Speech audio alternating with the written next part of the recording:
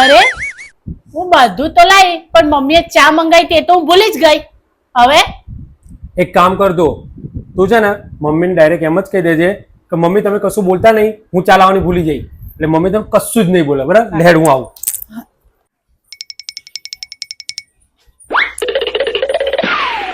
Mummy તમે કશું બોલતા નહીં હો, હું ચા લાવવાનું ભૂલી ગઈ. તી બોલવાની ના પાડતી.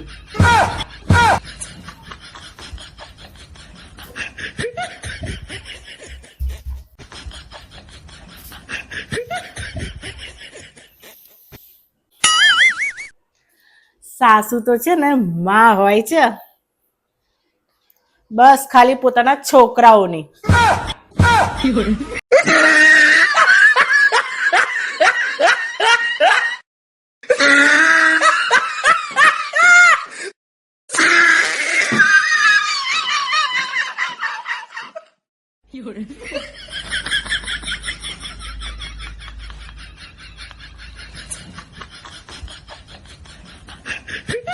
હેલો જમેરાજ, મજામાં?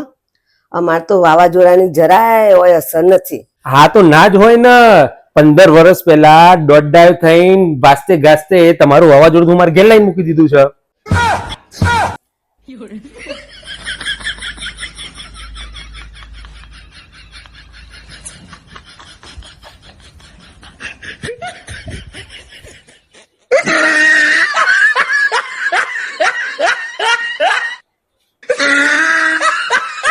હેલો,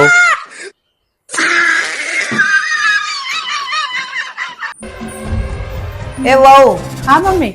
કચરા પોતા થઈ ગયા? હા મમ્મી થઈ ગયા. વાસણ ને કપડા ધોવાઈ ગયા? હા મમ્મી એ પણ ધોવાઈ ગયું. રસોઈ થઈ ગઈ હશે ને? હા મમ્મી. શું જરૂર હતી વહેલા ઉઠીને બધા કામ પતાવવાની? આ બાજુવાળાને વહુ જો આખો દિવસ કામ કર્યા જાય છે.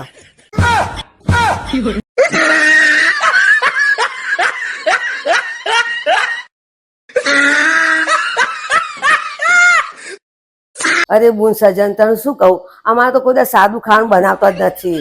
એક દારો રસપુરી હોય, એક દારો શ્રીખંડ હોય, તો એક દારો ગુલાબજાંબુ હોય, એક દારો જલેબી હોય.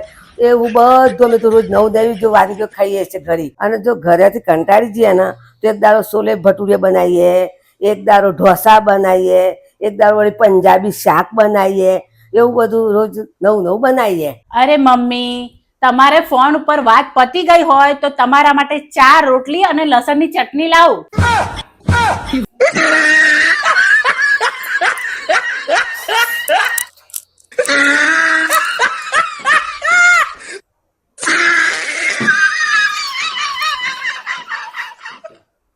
હા હા મેં કીધું તું ને એમ જ કર.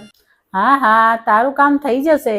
હા કીધું ને તને કે ચિંતા ના કરીશ. એમ જ કર તું, બરાબર? અચ્છા વહુ શું વાત છે? હા મમ્મી 1 મિનિટ, ફોન આવ્યો, 1 મિનિટ. હા બોલ. હા હા મેં તને કીધું ને એમ જ તું કર એટલે તારું કામ થઈ જ જશે. વહુ તું આજકાલ બહુ વાતો કરું છું ફોન ઉપર. કોનો ફોન હતો અને શું વાતો કરે છે? અરે મમ્મી બધા લોકો છે ને મને ફોન કરીને છે ને મારી જોડે છે ને સલાહ માંગે છે, સલાહ. તારા જોડે સલાહ માંગે છું? તું સલાહ શું આલવાની? તારામાં તો બુદ્ધિ છે નહીં, અને તું શું સલાહ આલવાની?